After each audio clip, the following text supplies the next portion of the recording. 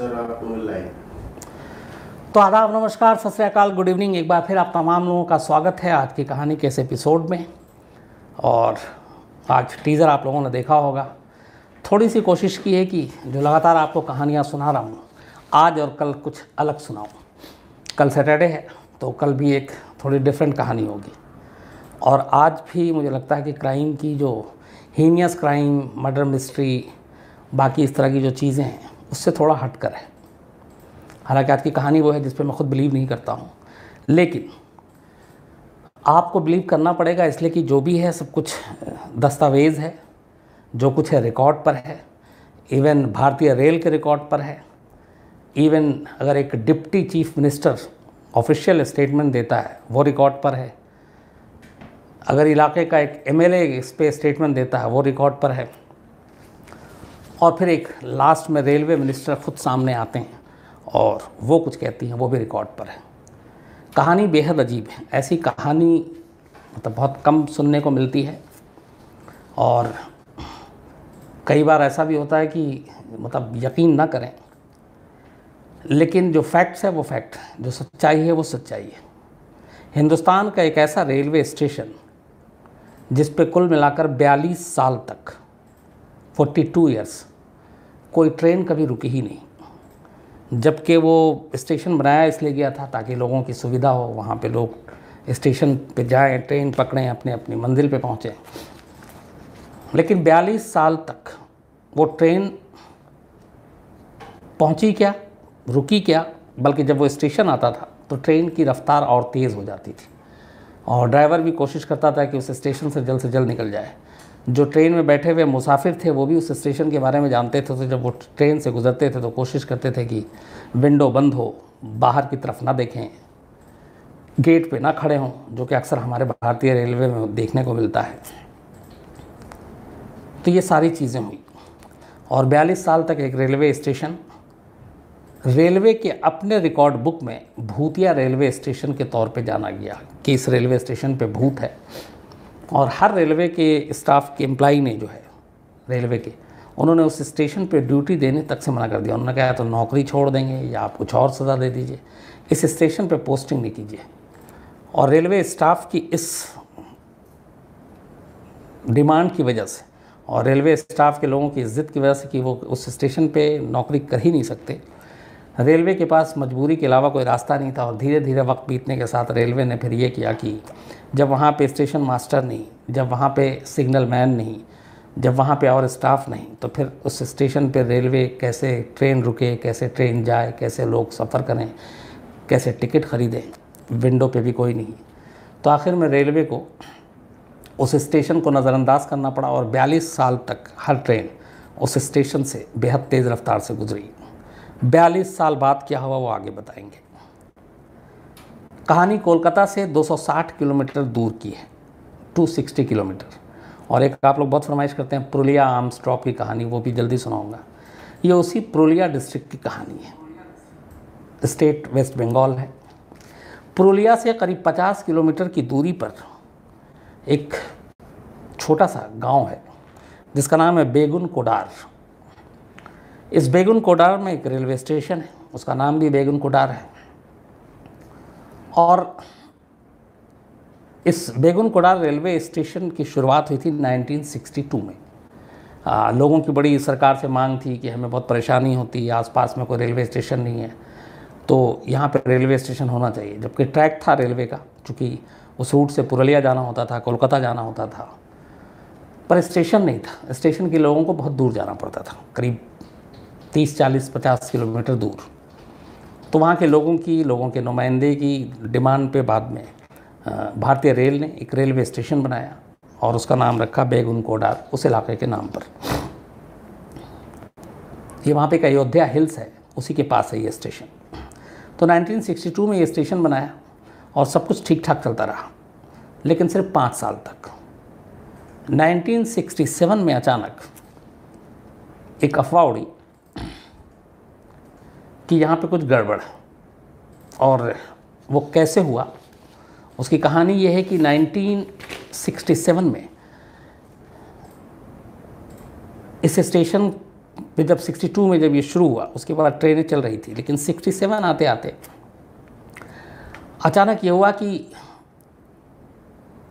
कोई ऐसी एक लड़की है जो जब भी ट्रेन आती है तो उसके साथ भागती है, बहुत तेज़ दौड़ती है, और ट्रेन देखते ही वो दौड़ने लगती है। ऐसा लगता है मानो वो ट्रेन उसे पकड़ना है, पर वो ट्रेन पकड़ती नहीं है, बस उसके साथ साथ दौड़ती जाती है।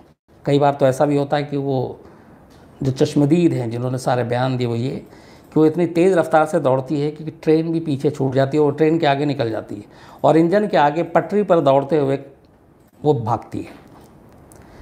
इस लड़की के बारे में ये है कि जब इसका मूड अच्छा होता है तो ये इंजन के आगे पटरी पर जाने के बाद ये नाचने लगती है, कई बार प्लेटफॉर्म पे नाचने लगती है। ये लोगों ने देखा। अब ये सारी चीज़ें चल रही थी, लेकिन फिर भी ट्रेन अपनी रफ्तार से चल रही थी, स्टेशन पे आ रही थी, रुक रही थी, जा रही थी। लेकिन फिर 1967 में अचानक पहली बार एक वहाँ के स्टेशन मास्टर जिसका नाम मोहन, पोस्टिंग होती वहीं पे, नहीं वो रहते हैं क्वार्टर में रेलवे के स्टेशन के पास ही। एक शाम अचानक मोहन को प्लेटफॉर्म पे एक लड़की ट्रेन के जैसा मैंने बताया आपको भागते हुए देखती है। ट्रेन आई, वो भाग रही है, नज़रअंदाज कर दिया। दूसरे दिन फिर वो उस लड़की को नाचते हुए देखते हैं। तो 2-3-4 दिन तक जब लगातार ये देखा तो मोहन जो है वो घबरा गए, डर गए। और इसके बाद ये पुरुलिया से आए थे, वहाँ पे पोस्टिंग हुई थी। ये अपने घर चले जाते हैं कि तबीयत ठीक नहीं है, और घर जाने के 1-2 दिन के अंदर ही मोहन की मौत हो जाती है। अब इस दौरान में मोहन ने ये किस्सा जो इस स्टेशन पे बाकी जो लोग थे, बाकी स्टाफ थे, जो आम मुसाफिर थे, आमतौर पे छोटे स्टेशन पे लोगों की दोस्ती जान पहचान जल्दी होती है, उन लोगों को भी बताया था कि ऐसे से एक लड़की को देखते हैं, वो ट्रेन को देखती है, भागती है, नाचती है, और कई बार ट्रेन की रफ्तार से भी तेज़ रफ्तार से दौड़ने लगती है। तो पहले लोगों ने कुछ कहा कि ये ऐसी वहम होगा, लेकिन फिर बीमार उसके बाद गांव जाते ही मौत, घर अपने पुरुलिया। तो लोगों ने फिर भी कहा कि कुछ होगा। मोहन के जाने के बाद दूसरा रेलवे का स्टाफ उनकी जगह पे, उनकी मौत के बाद वहाँ पे पोस्टिंग पे भेजा जाता है। वो आता है, आने के कुछ ही दिन के बाद अचानक वो भी सबसे कहना शुरू करता है कि वो एक लड़की को देखता है जो जब भी ट्रेन आती है, जब तक ट्रेन नहीं आ रही है वो लड़की दिखाई नहीं देती, जैसे ही ट्रेन आती है और ख़ास तौर पे शाम को वो भागने लगती है अंधाधुंध, दौड़ती है, नाचती है, कभी ट्रेन के आगे निकल जाती है। तो जब इस दूसरे स्टाफ ने देखा, इसके बाद इसने सीधे ये, और मोहन की कहानी मालूम थी, ये वहाँ से भाग जाता है और कहता है कि भाई मेरे कहीं और ट्रांसफ़र करा दीजिए, मैं यहाँ नौकरी नहीं कर सकता। और वो वापस नहीं आता इस बेगुनकोड़ा रेलवे स्टेशन पे।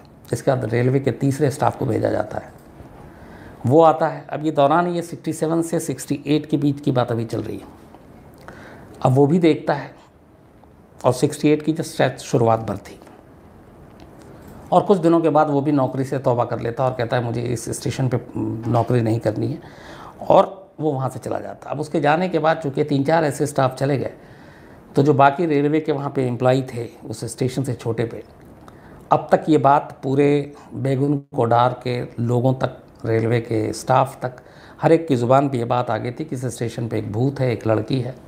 फिर धीरे धीरे ये बात है उसी स्टेशन पे एक बहुत ही पेड़ है, कई चश्मदीदों ने यह भी कहा कि इस पेड़ पे भी उन्होंने उस लड़की को नाचते गाते सब देखा है और दौड़ते हुए देखा।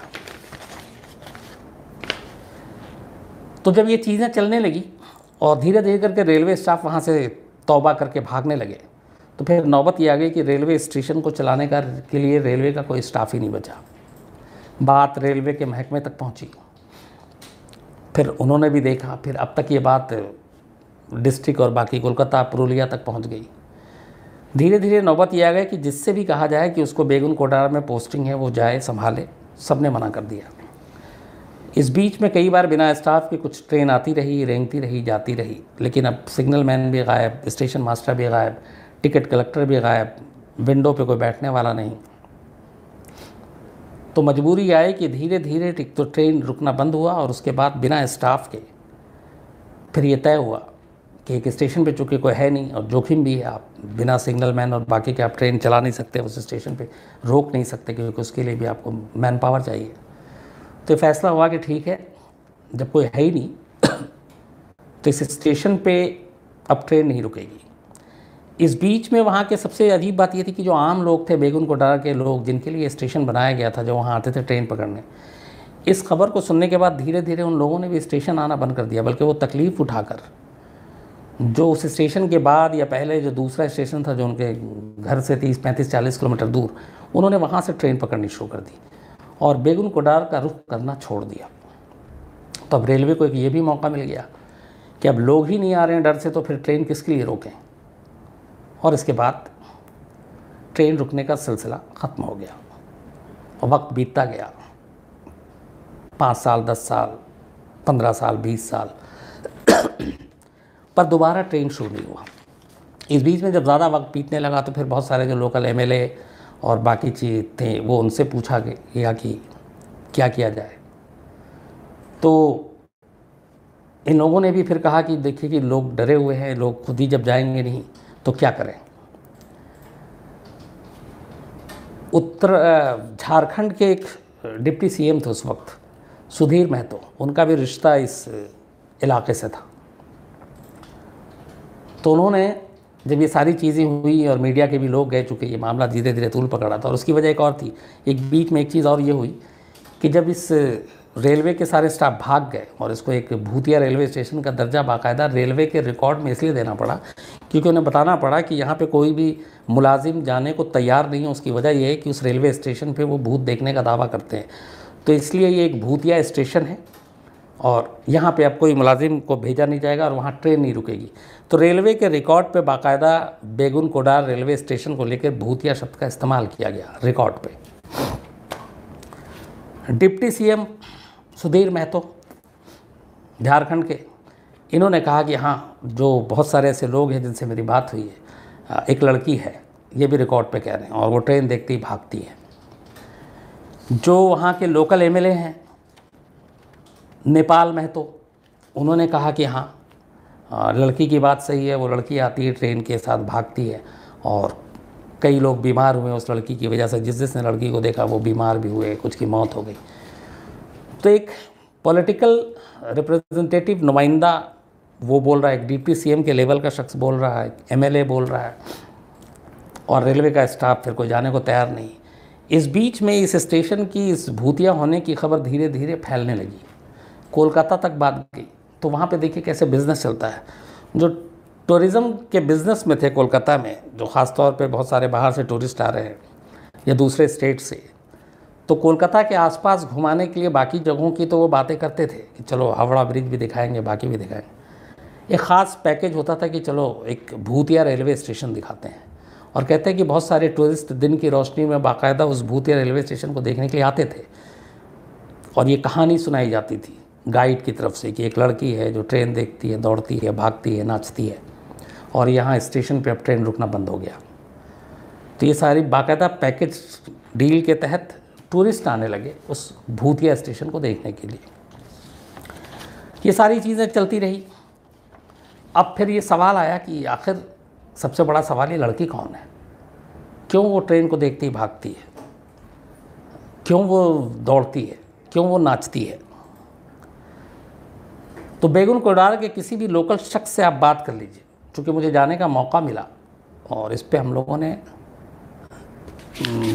करीब आज से 2007 मतलब 12 साल हो गए शो बनाया था।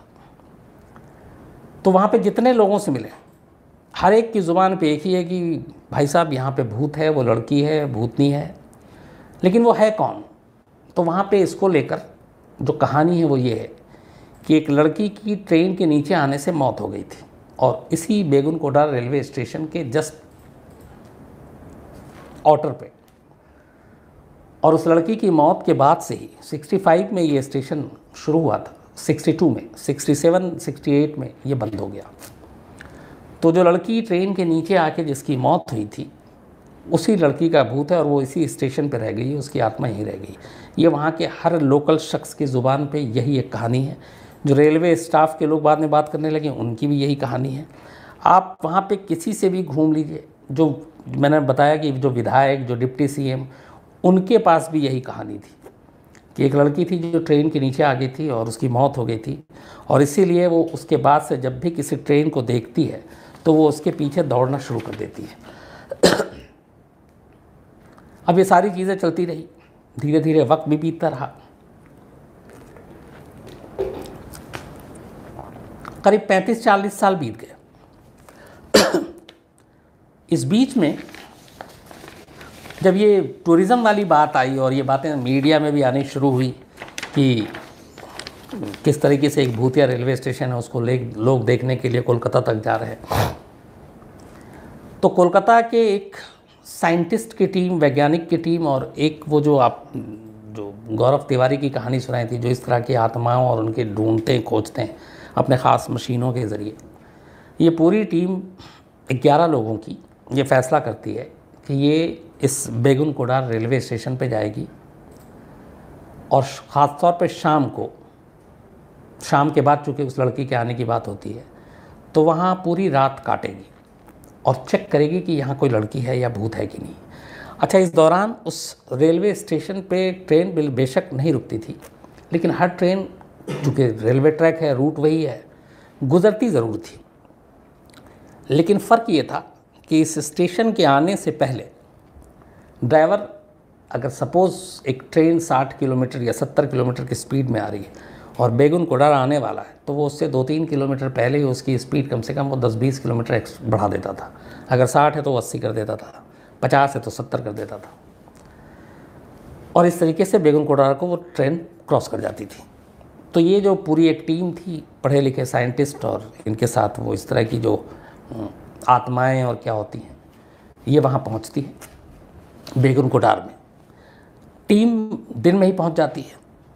अब इस टीम का भी किस्सा सुनिए कि जब ये दिन में पहुँचती है और पहले वो लोगों से, जाहिर सी बात है, फर्स्ट हैंड इन्फॉर्मेशन लेती है, पूछताछ करती है, क्या मामला है, कैसी है। पूरे बेगुन कोडार के जो जितने लोकल लोग थे वो सब इसके ख़िलाफ़ थे, और वो सभी कहते हैं कि आप लोग शाम होने से पहले लौट जाओ, और अंधेरे में तो आप उस स्टेशन पे जाने की सोचना भी मत, अब मारे जाओगे। और टीम के हर शख्स को डराया जाता है। लेकिन टीम पहले से तय करके आई थी, इन चीज़ों पे उनको बिलीव भी नहीं था। तो गांव वालों के तमाम डराने के बावजूद ये फ़ैसला करते हैं कि ये पूरी रात वहाँ गुजारेंगे। इसके बाद ये टीम पहले प्लेटफॉर्म पे, ऑटर पे, फिर उस पेड़ पे, जिस पेड़ पे भी है कि इस पेड़ पे भी वो लड़की जो है वो कई बार उस पेड़ पे बैठी दिखाई दी है। स्टेशन मास्टर के कमरे में, टिकट घर पे, हर जगह थोड़े थोड़े वक्त अपने इक्विपमेंट के साथ पूरी टीम रात से लेकर सुबह तक उस स्टेशन पे गुजारती है, काटती है। बाकायदा कुछ कैमरे के ऊपर भी इनके सारे रिकॉर्डेड हैं, और इन्हें कुछ नहीं मिलता। एक जगह रात को इनको पानी में कुछ हलचल और वो कुछ सुनाई देता है, लेकिन वो जब पानी में फिर देखते हैं रोशनी के ज़रिए, तो पानी का एक सांप था वो दिखाई देता वहाँ पे, उसी स्टेशन के कुएं पे। और बाकी जहाँ जहाँ पे इन्हें डाउट था, अपनी सारी चीज़ों से ये देखते हैं, कुछ नहीं मिलता। इसके बाद ये अपनी रिपोर्ट देते हैं। पहली बार करीब 40 साल में ऐसा हुआ था, 1967 के बाद, कि इंसान इस स्टेशन पे पूरी रात काटी थी किसी इंसान ने, और ये पूरी टीम थी इनकी। तो ये फिर अपनी रिपोर्ट देते हैं सरकार को। इस दौरान में चूँकि वक्त अब बदल रहा था, 40 साल से ज़्यादा हो चुका था, तो वहाँ के अब लोग भी धीरे धीरे इससे कुछ उकताने लगे थे। तो इन्होंने भी कहा कि अब बहुत हो गई, जो बच्चे थे वो बड़े हो गए, जवान हो गए, नई जनरेशन आ गई। उन्होंने कहा बड़ी मुश्किल होती है हमें इस स्टेशन से ट्रेन न पकड़ने में, क्योंकि ट्रेन रुकती नहीं है। और इत्तेफाक से उस वक्त जो रेलवे मिनिस्टर बनी वो ममता बनर्जी, जो अभी वेस्ट बंगाल की चीफ मिनिस्टर हैं। तो ममता बनर्जी रेलवे मिनिस्टर बनी, तो वहाँ के लोकल एमएलए और वो जो उस इलाके के एमपी हैं, ख़ास तौर पे जो उस वक्त कम्युनिस्ट पार्टी के एमपी थे, इस स्टेशन का जो लोकसभा का इलाका आता है, तो उन्हें भूत प्रेत पे यकीन नहीं था। तो फिर लोगों से भी बात की और फिर रेलवे मिनिस्ट्री को लिखा कि ये सब दकियानूसी और बेकार की बातें हैं। और एक टीम भी गई थी वहाँ पे, उसने पूरी टीम ने वहाँ पे जांच की है और ऐसा कुछ नहीं मिला है। तो इस स्टेशन को दोबारा शुरू किया जाना चाहिए। लेटर ममता बनर्जी के पास पहुंचा, रेलवे मिनिस्टर थी, वेस्ट बंगाल से उनका वास्ता रहा है, वहीं राजनीति की, आगे चल के वो सीएम बनी है। तो ममता बनर्जी ने फिर अपनी पहल पे, हालांकि इससे पहले कुछ लोगों ने, कुछ नेताओं ने, लालू प्रसाद यादव जब थे रेल मिनिस्टर तब भी कोशिश की, लेकिन वो हुआ नहीं और रेलवे के रिकॉर्ड में ये भूतिया ही स्टेशन रहा। लेकिन ममता बनर्जी के पास जब ये सारी चीज़ें आएँ और ममता बनर्जी उसी राज्य से थी, तो उन्होंने सारी रिपोर्ट लेकर, डिटेल रिपोर्ट, फिर गांव वाले की रिपोर्ट, एमएलए की रिपोर्ट, एमपी की रिपोर्ट, साइंटिस्ट की रिपोर्ट, जो ऐसी आत्माओं को डील करते हैं उन एक्सपर्ट्स की रिपोर्ट, और उसके बाद उन्होंने फैसला किया कि इस स्टेशन को खोलना चाहिए। सितंबर 2009, 1967 में आखिरी बार ट्रेन रुकी थी। सितंबर 2009, 42 साल के बाद पहली बार उसके बाद दिन में करीब 11 बजे इस बेगुनगोडा रेलवे स्टेशन पर पहली ट्रेन रुकती है और ये ट्रेन थी रांची हटिया एक्सप्रेस। इसको रांची जाना था और ममता बनर्जी के आदेश के बाद वहाँ पर रेलवे स्टाफ की पहले तैनाती की जाती है। एक दिन पहले ही वो सब पहुँचते हैं, साफ़ सफाई होती है और उसके बाद पहली ट्रेन सितंबर 2009 में 42 लंबे साल के बाद इस स्टेशन पर आकर रुकती है। पैसेंजर उतरते हैं, शुरू में कुछ 2-4 डरे सहमे पैसेंजर उसमें चढ़ते भी हैं, ट्रेन चली जाती है। उसके बाद अगले दिन ट्रेन आती है, रुकती है, चली जाती है। लेकिन अब भी ये था कि शाम 5 बजे से पहले पहले ही यहाँ पे कोई ट्रेन रुकेगी, 5 के बाद नहीं, क्योंकि वो लड़की 5 के बाद आती है, ऐसा उन लोगों का मानना था। तो वो ट्रेन आई, कुछ नहीं हुआ, अगले 2-3 दिन तक हुआ। रेलवे स्टाफ धीरे धीरे एक एक करके हिम्मत करके आते गए। 2009 में 42 साल के बाद ये स्टेशन चालू हुआ दोबारा। लेकिन जो इसमें ख़ास बात है वो ये है कि आज भी उस गांव के लोग बेगुन कोडार के शाम 5 बजे के बाद स्टेशन पे नहीं आते। रेलवे स्टाफ शाम 5 बजे के बाद वहाँ से निकल लेता है और धीरे धीरे, हालांकि लोगों का खौफ डर कम हो रहा है, लेकिन अंधेरा होने के वक्त कोई भी न स्टेशन से ट्रेन पकड़ता है, न उतरता है, कहीं और उतर जाएगा यहाँ नहीं, न चढ़ता है। लेकिन हाँ, 42 साल के बाद ये स्टेशन एक बार फिर से शुरू हो गया और 42 लंबे साल बाद इस स्टेशन के नाम के आगे से जो भूतिया शब्द है वो हटा लिया गया। तो ये थी पूरी कहानी, एक अजीब कहानी। मतलब आप इसको जैसे भी ले लें। हालांकि इसमें एक और भी आपको जानकारी दूं कि भारतीय रेल के अपने रिकॉर्ड में इस बेगुन कोडार को छोड़ दें तो वैसे इसको मिला लें तो 10 ऐसे रेलवे स्टेशन हैं जिनको भूतिया के कैटेगरी में डाला गया है। मतलब जो रेलवे स्टेशन है लेकिन स्टाफ नहीं आता डर से, ट्रेनें नहीं रुकती, और एक का तो अभी हो गया है ये, बाकी 9 अब भी है और वहाँ ट्रेनें नहीं रुकती हैं। उन 9 के नाम याद नहीं है, लेकिन ये रिकॉर्ड पे है कि 10 ऐसे स्टेशन हैं जो भारतीय रेल के अपने रिकॉर्ड में भूतिया के नाम पे दर्ज है। अब आज के दौर में, आज के ज़माने में इस पर कौन कितना कैसे बिलीव करेगा, आप लोग कैसे इसको रिएक्ट करेंगे, ये आप बेहतर जानें। जहाँ तक मेरी बात है, मैं इन चीज़ों को हालांकि मानता नहीं हूँ, लेकिन एक लड़की, और हालांकि हर एक का दावा है कि हमने देखा, लेकिन जब साइंटिस्ट और बाकी लोग पहुँचते हैं उन्होंने कहा हमने कुछ नहीं देखा। तो वहम भी हो सकता है, अफवाह भी हो सकती है, कुछ और चीज़ भी हो सकती है, फैसला आप लोग कीजिएगा। लेकिन 42 साल इस चक्कर में निकल गए और वो भी आज के दौर में। 1967 में बंद होता है, 2009 में पहले ट्रेन चलती है, तो आप अंदाज़ा लगाइए। खैर, अब सवाल लूँ आपका आगे, उससे पहले मैं कुछ नोट करके लाया हूँ और उसके बाद आपसे बातचीत करेंगे। कुछ ज़रूरी चीज़ें भी हैं। एक प्रियंका शर्मा जी, इन्होंने ये ऑस्ट्रेलिया से हैं और इन्होंने कहा है कि आपको अगर यहाँ से भी कोई हमें नेटवर्क, स्टोरी, रिसर्च, बाकी भी किसी तरह, इन्होंने तो ये तक कह दिया कि फाइनेंशियल हेल्प तो बताइएगा, और पुरानी स्टोरी इन्होंने कहा कि उस पर भी आप सुनाया करें। तो प्रियंका जी, कल जो सैटरडे उसमें आपको पुरानी एक स्टोरी सुना रहा हूँ और बहुत अच्छा लगेगा। और थैंक यू वेरी मच, आपने जो ये सारी चीज़ें लिखी, आप लोगों का बस प्यार क्राइम तक को मिलता रहे, ये हम लोगों के लिए बहुत है। तो थैंक यू वेरी मच। महंत तिवारी हैं, इनकी शिकायत है कि आजकल मैं अब बदल गया हूँ, छोटी छोटी जल्दी जल्दी कहानी सुना के भाग जाता हूँ। ऐसा नहीं है महन जी, कई बार होता है कि कुछ और भी बहुत सारा काम होता है तो शायद ड्यूरेशन छोटा हो जाता है। अब इनका कहना है कि मैं 1 घंटे से कम आप सुनाते हैं तो नींद नहीं आती, तो अभी ये बड़ी अजीब सी चीज़ हो गई है, पर मैं कोशिश करूँगा ड्यूरेशन बढ़ाते रहूँ। शालिनी पांडे जी हैं, बावरिया गैंग के बारे में, उनकी हिस्ट्री के बारे में मैं जल्दी सुनाता हूँ शालिनी जी। ललित भार्गव है, इनका एक सवाल है कि आजकल, ये बड़ा इम्पोर्टेंट सवाल भी है, इनका सवाल है कि आजकल बच्चों के साथ रेप के केसेस क्यों बढ़ रहे हैं। इनके इस मेल को पढ़ने के बाद मैंने भी इसको सोचना शुरू किया कि वाकई ऐसा है क्या, क्यों बढ़ रहे हैं। तो मुझे लगा कि हाँ, जब मैंने रिकॉर्ड देखा तो अब शायद, या तो ये भी है कि पहले के ज़माने में ये सब चीज़ें रिकॉर्ड पे नहीं आती थी, FIR नहीं दर्ज करते थे लोग, बदनामी होगी, बच्चे हैं, पड़ोसी क्या कहेंगे, रिश्तेदार क्या कहेंगे। अब शायद थोड़ा ज़्यादा समझदार पढ़े लिखे हैं तो अब रिपोर्टिंग ज़्यादा हो रही है, पुलिस के पास लोग ज़्यादा जाते हैं। लेकिन मुझे लगता है कि शायद बदलते दौर, सोशल मीडिया, बहुत सारी चीज़ें हैं आपके हाथ में, फिल्में, मोबाइल, ये सब भी कहीं ना कहीं असर डालती हैं ऐसे क्राइम को बढ़ावा देने में। तो ये इसमें कोई शक नहीं है, बच्चों के साथ होने वाला क्राइम बढ़ा है, तो ज़रूरी है कि हर माँ बाप अपने बच्चों पे हर वक्त नज़र रखे, ध्यान रखे।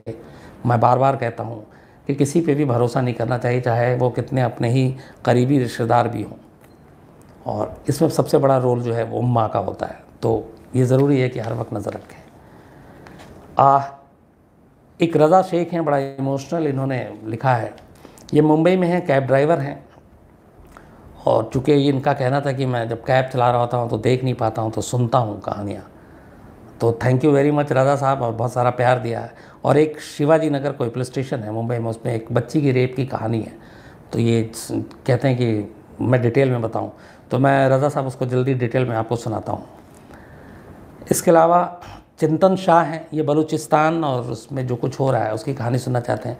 बलूचिस्तान को लेके, पाकिस्तान में कुल 4 बड़े जो सबसे स्टेट है, सबसे बड़ा यही है, बल्कि पाकिस्तान का 40% जो ज़मीनी हिस्सा है वो बलूचिस्तान में आता है, और वहाँ काफ़ी उथल पुथल है, कैसे पाकिस्तान वहाँ के लोगों पे, एक तरफ पाकिस्तान कश्मीर को लेके कहता है आप यहाँ वोटिंग कराओ, ये कराओ, और यही जब बलूचिस्तान की बात आती है तो वो चुप हो जाता है। तो बलूचिस्तान की कहानी मैं जल्दी आप लोगों को सुनाता हूँ, इंटरेस्टिंग भी है। परवीन बेलिम हैं, इन्होंने अब तक का मुझे लगता है कि शायद सबसे लंबा मेल लिखा होगा, मतलब पिछले 7-8 महीने में मैंने जितने मेल पढ़े हैं। इनका ये है कि ये गल्फ़ में रहती हैं और हमेशा सिर्फ क्राइम पेट्रोल देखा करती थी। अब लेकिन टीवी देखे हुए ज़माना हो गया तो ये क्राइम तक की कहानियाँ सुनती हैं, लेकिन क्राइम से बड़ा डर लगता है जब ये इंडिया आती हैं। तो इन्होंने एक जिक्र किया कि इनके दामाद और वो कहीं अजमेर और कहाँ गए थे, तो ये बड़ा घबराती हैं। तो इनका ये है कि इनके बच्चे, इनके बाकी जो लोग हैं वो कहीं घर से बाहर ना निकलें, कुछ भी हो सकता है। तो मेरा मानना है प्रवीण जी कि ऐसा भी इतना डरना नहीं चाहिए, इतने बुरे भी हालात नहीं हैं। हाँ बिल्कुल क्राइम होता है, सब कुछ होता है, लेकिन ऐसा नहीं है कि आदमी इसके लिए घर से बाहर निकलना छोड़ दे। एहतियात बरतने की ज़रूरत है, होशियार रहने की ज़रूरत है, लेकिन किसी के घर से बाहर निकलने पे डर जाना, घबराना, उसे बाहर जाने न देना, ये कोई हल नहीं है। बादल डोलास जी हैं, ये खिरंजीली की हत्याकांड की स्टोरी सुनना चाहते हैं, जल्दी सुनाता हूँ। जयंत सेन है, एग्ज़ाम में ये पास कर गए हैं, और बहुत बहुत बधाई तुम्हें जयंत, खूब अच्छा करो आगे। आदिति जैन हैं, और इन्होंने भी बड़ी तारीफ़ लिखी है, तो बहुत शुक्रिया आदिति जी आपका दिल से। और ये है कि आप कई बार कहानी नहीं सुनाते हैं तो अच्छा नहीं लगता, तो डेली सुनाएं। तो मेरी कोशिश होती है कि मैं डेली सुनाऊं, कई बार मजबूरी में मैं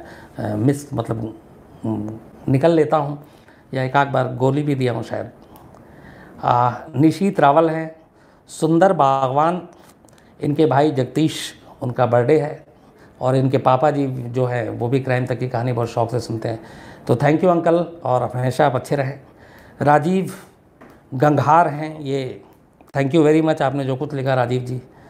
सूरज पासवान है, ये पोंटी चड्ढा की कहानी सुनना चाहते हैं। आजकल अभी मोंटी चड्ढा जो उनका बेटा है वो अभी पकड़ाया है, LOC उसके ख़िलाफ़ था, मतलब लुकआउट सर्कुलर।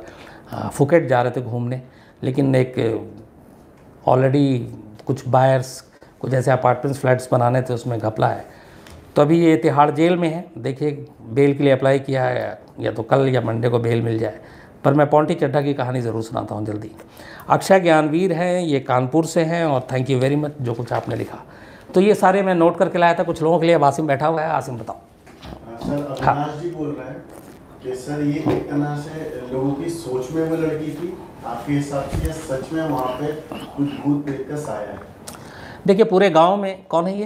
अविनाश। अच्छा, अविनाश जी का है कि ये सच में लड़की थी या भूत प्रेत का साया।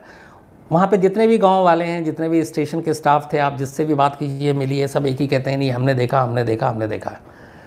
लेकिन ये मुर्जुबानी है, लोगों के अपने अपने बयान हैं, अपने अपने दावे हैं, लेकिन उस लड़की की मौजूदगी का एक भी पुख्ता सबूत वो किसी के पास नहीं था। सर शिव यादव जी बोल रहे हैं कि सर गौरव तिवारी की टीम वहाँ गई थी क्या? अगर हाँ, तो जब जो टीम गई थी वो ट्रेन आने से पहले ही वहाँ से चली गई थी, अगर रुकते तो शायद उन्हें दिख जाए। गौरव तिवारी तो नहीं, लेकिन हाँ मैंने बताया कि एक वैसी टीम गई थी वहाँ पे और उन लोगों ने देखा था, लेकिन वो पूरी रात रहे थे और शायद उस वक्त रात को ऐसे ही कोई मतलब ट्रेन वहाँ पे एक तो रुकती नहीं और गुजरती भी नहीं है, कई चीज़ें हैं वहाँ पे। बट उन्होंने जितना वक्त दिया उस हिसाब से उस पर कुछ पाया नहीं, कुछ मिला नहीं, तो इसलिए उनकी रिपोर्ट को हमें मानना चाहिए। सर विवेक जी पूछ रहे हैं कि सर आप भूत प्रेत में यकीन करते हैं पर्सनली? विवेक जी, मैं बार बार कह चुका हूँ, मैं बिल्कुल भूत प्रेत पे यकीन नहीं करता हूँ। मतलब कहीं कभी नहीं, बल्कि कई ऐसे क्राइम की स्टोरीज़ की भी है जिसमें ऐसी चीज़ें आती हैं, लेकिन पर्सनल लेवल पर अगर मुझसे पूछिए तो मैं बिल्कुल नहीं करता। हाँ, मैं डरता बहुत हूँ भूत प्रेत से। मतलब मैं आज तक अकेले नहीं सोता हूँ कभी, और अगर मजबूरी हो, घर में कोई नहीं हो, सब चले गए हों कहीं बाहर, तो पूरी लाइट चलेगी रात भर, टीवी ऑन करके छोड़ देता हूँ, ऑडियो कम होता है और तभी सोता हूँ। अंधेरे में सवाल ही नहीं कि मैं सो जाऊँ। सर अपूर्वा जी पूछ रहे हैं कि सर ये जो लड़की थी वो आत्मा कहें या उसको औरत कहें, हो सकता है लोग डराने के लिए किसी और वजह से ये सब करते हैं? नहीं अपूर्वा, असल में कई बार इसकी जांच भी की गई। शुरुआत में इसमें पुलिस को भी लाया गया था कि कोई बदमाशी तो नहीं कर रहा, डराने के लिए रेलवे स्टाफ को लड़की का कपड़ा पहन कर, क्योंकि एक ये भी आई थी कि सफ़ेद साड़ी में एक लड़की वहाँ से भागती है ट्रेन के आगे। तो एक तो साड़ी पहनकर भागना और ट्रेन की रफ्तार से तेज़ भागना ये अपने आप में पॉसिबल नहीं है, लेकिन पुलिस ने इसमें कोई ऐसी चीज़ पाई नहीं, और दूसरा कोई पुख्ता सबूत मिला नहीं। लेकिन लोगों का डर खौफ इतना ज़्यादा था, सब यही बातें करते थे। और फिर उन्होंने दूसरा एक और भी, आप ये जो पूरा इलाका है बेल्ट है, वहाँ पे ये झाड़ फूक ओझा भूत प्रेत इसका थोड़ा चलन है। वहाँ के लोग मतलब मेरे जैसे नहीं, वो इस पर 100% बिलीव करते हैं कि ये चीज़ें होती हैं, तो इसलिए बड़ा आसानी से उन लोगों ने मान लिया और बातें फैलती गई, जिसका नतीजा ये हुआ कि 42 साल तक एक स्टेशन जो है वीरान रहा और वहाँ कोई ट्रेन ही नहीं रुकी। सर प्राग्नि तिवारी जी बोल रही हैं कि आपने 10 स्टेशन की लिस्ट बताई है, उन 10 स्टेशन को आज ही कहानी में सुनाती तो और मज़ा। प्राग्नि तिवारी जी, असल में लंबी हो जाती बात, और लेकिन मैं कोशिश करूंगा कभी उन स्टेशन का नाम और उनके अभी करंट ताज़ा हालात क्या है ज़रूर बताऊंगा आपको। सर कैलाश जी बोल रहे हैं कि सर आज आप बहुत अच्छे लग रहे हैं। Kailash ji, thank you very much. और कह रहे हैं सर इस तरह की क्राइम की स्टोरीज हफ्ते में, भूत की स्टोरी हफ्ते में एक बार ज़रूर सुनाएंगे। जिसको मैं कैलाश जी कह रहे हैं कि मैं भूत की स्टोरी हफ्ते में एक बार ज़रूर सुनाऊँ, मतलब मैं जिस पे बिलीव नहीं करता हूँ उसको ज़्यादा सुनाऊँ। नहीं, मैं कोशिश करूँगा। मेरे लिए ये कि मेरी पर्सनल मतलब सोच माने नहीं रखता, माने जो ये है कि वो कहानी क्या है, कितनी सच्चाई है, कितने फैक्ट्स हैं। अब अगर इसको मैं सिर्फ भूत वाली और इस लड़की को साइड में हटा दूँ तो बाकी सारी चीज़ें रिकॉर्ड पे इसलिए है कि 42 साल तक ट्रेन नहीं चली। सिर्फ इसलिए नहीं कि एक लड़की की बात होती है, 42 साल तक उसको रेलवे ने भूत या स्टेशन माना, एक डिप्टी CM कह रहा है, एक MLA कह रहा है। तो ये सारी चीज़ें एक फैक्ट्स बताती हैं कि ये सिर्फ हवा में नहीं है, अफवाह नहीं है, बल्कि ग्राउंड पे कुछ है।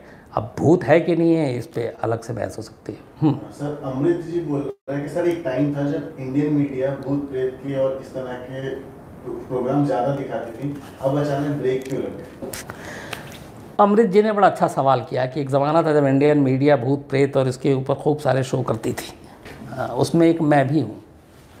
क्या हुआ कि मीडिया में भी, जैसे फिल्मों में आपने देखा होगा ट्रेंड है, एक लव स्टोरी चल रही है तो बहुत सारी फिल्में सारी लव स्टोरी पे बन रही हैं, एक्शन मूवी आई तो सारी एक्शन, सस्पेंस आई तो सस्पेंस, फैमिली ड्रामा है तो फैमिली ड्रामा। मीडिया में भी लगभग कुछ वैसी चीज़ें होती है। भूत प्रेत आई, जैसे आप अगर मैं शुरुआत से आपको बताऊं, जब न्यूज़ चैनल जब शुरू था 2000, अगर माने गोल्डन पीरियड, सिर्फ न्यूज़, हार्डकोर न्यूज़, तब प्रोग्रामिंग भी नहीं होती थी, 24 घंटे न्यूज़ ही होता था। फिर धीरे धीरे आया कि चलो उसकी जगह पे फिर कुछ फिल्मों के, फिर स्पोर्ट्स आया, फिर ये सारी, फिर क्राइम आया। इसके बाद फिर अचानक ये हुआ कि अब क्या किया, तो रावण टाइप स्टोरी आनी शुरू हुई। उसका याद खली अचानक टीवी आने लगा चैनल पे, खली खली मतलब को पकड़ यहाँ से, बल्कि खली को ढूंढने और खली की बात करने के लिए तो यहाँ से अमेरिका तक रिपोर्टर पहुँच गए। उसके बाद फिर भूत प्रेत का दौर आया, अंधविश्वास का दौर आया। तो ये सारे एक एक चल रहा था और उस वक्त लोग देख रहे थे, टीआरपी छप्पड़ फाड़ आ रही थी तो सब दिखा रहे थे, मैं भी दिखा रहा था। लेकिन फिर हर एक का वक्त होता है, धीरे धीरे ये चीज़ें हटी, फिर न्यूज़ लौटा। तो अब ये शुक्र है ऊपर वाले का कि इधर कुछ सालों से न्यूज़ है। हालांकि अभी भी बहुत सारे लोगों की शिकायत होती है कि न्यूज़ में जो डिबेट होता है वो डिबेट सिर्फ लड़ाई झगड़ा के अलावा कुछ नहीं है। लेकिन ठीक है, हर एक का अपना एक फेज़ होता है, पर यह है कि न्यूज़ लौटा है, लेकिन और बेहतर तरीके से मुझे लगता है आने वाले वक्त में और बेहतर तरीके से लौटेगा। लेकिन फिर आगे और क्या होगा, ये सारी चीज़ें लौटेंगी कि नहीं इसकी गारंटी नहीं है। तो हो सकता है आगे चल के फिर कभी भूत प्रेत आ जाए, फिर कभी कुछ और आ जाए। सर राकेश जी बोल रहे हैं कि आस्था और अंधविश्वास क्या दोनों एक ही सिक्के के पहलू हैं? ये थोड़ी सी दार्शनिक सवाल हो गए क्या सर? राकेश जी का ये कि आस्था और अंधविश्वास क्या दोनों एक ही सिक्के के पहलू हैं। देखिए, अगर आप शाब्दिक अर्थ पे जाए तो आस्था का कहीं ना कहीं जाके ख़त्म होता है कि अगर मुझे किसी पे आस्था है तो इसका मतलब है कि मैं उस पर बिल्कुल पूरी तरह से भरोसा करता हूँ। अब अंधविश्वास पे आए तो अंधविश्वास मेरी नज़र में अंधा विश्वास होता है कि आप मतलब बस मान लिया, फिर मुझे आँख खोल के देखने की भी ज़रूरत नहीं है। उसने कह दिया मेरे सामने खली बैठा हुआ तो मैं बिना देखे हुए मान लूँगा कि हाँ खली है, जबकि वो पता नहीं डली बैठा हो कोई और हो। तो हैं मतलब थोड़े अलग हैं, लेकिन ये है कि आस्था और अंधविश्वास मुझे लगता है कि अगर आप इसको सही वे में लें तो अच्छी चीज़ें, नहीं लें तो फिर मुझे लगता है कि फिर वो अंधविश्वास नहीं है बल्कि अंधविश्वास है।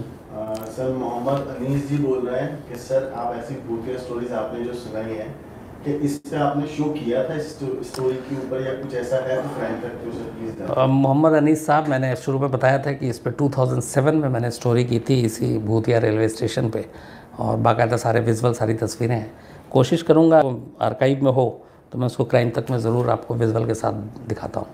सर जोनेलियो मार्सेल है, ये बोल रहे हैं कि सर इम्पोर्टेंट क्वेश्चन करके कि रेप पे स्टोरी क्यों नहीं करते आप, कुछ ऐसा कीजिए कि लगातार बढ़ते हुए रेपों में कमी आ जाए। जोनेलियो मार्शल साहब, जब भी मेरी कोशिश होती है इस तरह के सब्जेक्ट को उठाना तो मैं उठाता हूँ। बेशक शायद क्राइम तक पे नहीं, आज तक पे मैं जब भी मौका मिलता करता हूँ, लेकिन मैं कोशिश करता हूँ कि ऐसे रेप और बच्चों के साथ रेप ये मुझे कभी सुनाना ना पड़े, ना कभी दिखाना ना पड़े, क्योंकि ये बड़ी तकलीफ़देह होता है और पता नहीं कैसे बताऊँ, कैसे सुनाऊँ, ये भी समझ में नहीं आता है। तो मेरी दुआ तो यही होती है कि ऐसी चीज़ें ना हो, लेकिन जब जब मौका मिलता है इससे जुड़ी हुई जो भी जानकारी, जितनी चीज़ें होती हैं, मैं ज़रूर शेयर करता हूँ। सर सुमित सरन जी बोल रहे हैं कि सर आपने एक स्टोरी सुनाई थी डेजर्ट, ऑपरेशन डेजर्ट वाली, उसमें वो आदमी जो था वो अभी भी जिंदा है और दुबई में रहता है। एक ऑपरेशन डेजर्ट की कहानी सुनाई थी मैंने, सुमित साहब कह रहे हैं, वो याद होगा, जिसको दिल्ली में किडनैप करके रखा गया था, शायद आप उसी की बात कर रहे हैं। और फिर उसको कैसे सीबीआई ने बचाया था, वापस ले गए थे। आखिरी मतलब कुछ साल हो गए जब अपडेट लिया था मैंने कि वो लोग अभी कहाँ हैं, किस हाल में हैं। तो एक बार अपडेट मैं फिर से लेता हूँ, पता करता हूँ कि कहाँ है वो, तो ज़रूर आपको बताऊँगा। सर असगर जी बोल रहे हैं सर आप अपनी कहानी कब सुनाएं? असगर साहब, कई लोग कह चुके हैं, मैं एक दिन जिस दिन अच्छे मूड में और पूरी तरह से होऊंगा, लगेगा कि अपनी तारीफ़ खूब करनी चाहिए, तो मैं अपनी कहानी सुना दूंगा। सर संजय पाटिल जी बोल रहे हैं सर मंडे को झीरम घाटी की स्टोरी सुनिए। संजय पाटिल जी झीरम घाटी की सुनना चाहते हैं, चलिए स्टोरी मैं ज़रूर सुनाऊंगा, लेकिन मंडे या ट्यूसडे ये मैं भी पक्का वादा नहीं करूंगा, क्योंकि झूठा नहीं बनना चाहता हूं, बट वादा ये है कि ज़रूर सुनाऊंगा। सागरिका जी हैं, बोल रहे हैं कि सर आप आज बहुत अच्छे लग रहे हैं और उनका बर्थडे है। अरे सागरिका जी का आज बर्थडे है, हैप्पी बर्थडे सागरिका जी, हमेशा अच्छी रहें, आप खुश रहें, and thank you very much तारीफ़ के लिए। सर शम्सवी के जी बोल रहे हैं सर आपके 1 मिलियन जब क्राइम तक के सब्सक्राइबर हो जाएं तो एक सीआईडी की तरह एक स्पेशल स्टोरी शूट कीजिएगा सब रिपोर्टर्स के साथ। हाँ, शम्सवी करें 1 मिलियन हो जाए तो एक शूट करूँ। हालांकि जैसे ही बोलते हैं आप सीआईडी की तरह, तो मुझे अपना प्याज वाला एपिसोड याद आ जाता है, उसमें बहुत फजीहत हुई थी, बहुत लोग हंसे थे, तो वैसा तो नहीं करूँगा, लेकिन ठीक है कुछ करता हूँ। सर मकसूद खान है कुवैत से, ये आपको हाय बोल रहे हैं और कह रहे हैं आपकी स्टाइल बोलने का बहुत अच्छा है। थैंक यू मकसूद साहब कुवैत से, बस आप लोग इसी तरह हौसला बढ़ाते रहें, देखते रहें और सुझाव भी देते रहें, गलतियाँ भी बताते रहें, टोकते भी रहें, कमियाँ भी निकालते रहें, तभी अच्छा लगता है। सर रिजवान जी बोल रहे हैं राजस्थान की कोई क्राइम की स्टोरी सर सुनाई, क्योंकि आए दिन वहाँ से क्राइम बहुत ज़्यादा आता है। अच्छा, कौन है? सर ये है रिजवान। अच्छा, रिजवान राजस्थान की कहानी सुनना चाहते हैं। मैं बिल्कुल अपनी पोटली में से देखता हूँ वहाँ की कौन कौन सी हैं, बहुत सारी स्टोरीज़ हैं और निकाल के आपको जल्दी सुनाता हूँ। सर नारायण दास जी बोल रहे हैं कि आईपीएस ऑफिसर हिमांशु रॉय की जो डेथ हुई थी उसके ऊपर कहानी सुनाएं। हाँ, नारायण राय आईपीएस जो हिमांशु रॉय हैं, मुंबई में एटीएस में भी थे, क्राइम ब्रांच में भी थे, और मैंने उसकी अभी जिक्र भी किया था किसी स्टोरी में।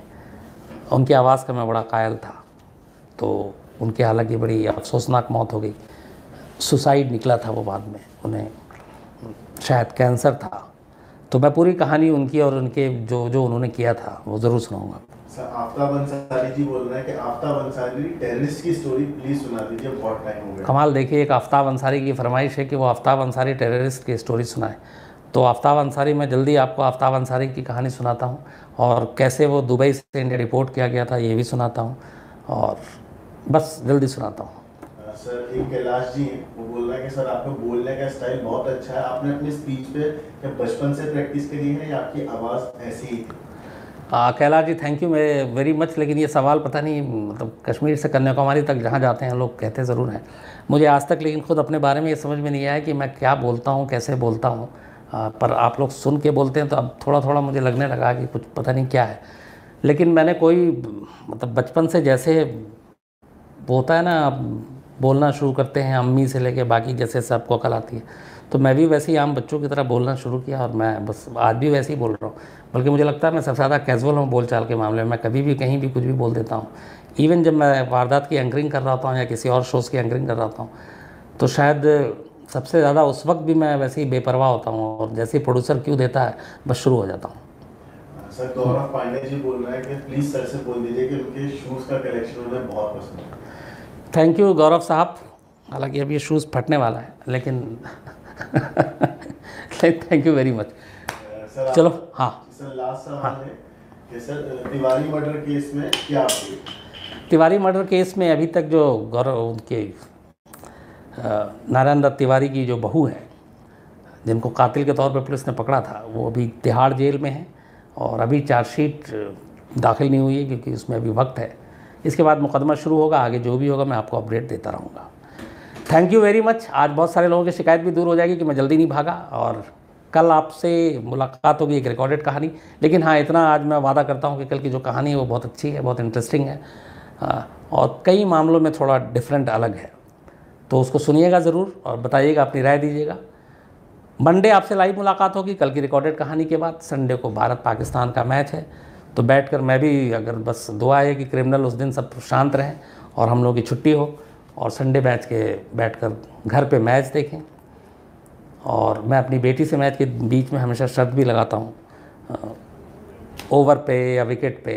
तो हालांकि वो जब हारती है तो मुझे नहीं देती है, और मैं जब जीतता हूँ तो सीधे मेरे पर्स पे हाथ मारती है, तो लेकिन मज़ा आता है। तो ठीक है, मैच देखते हैं और मंडे को मुलाकात होती है। तब तक आप लोग अच्छे रहें, अपना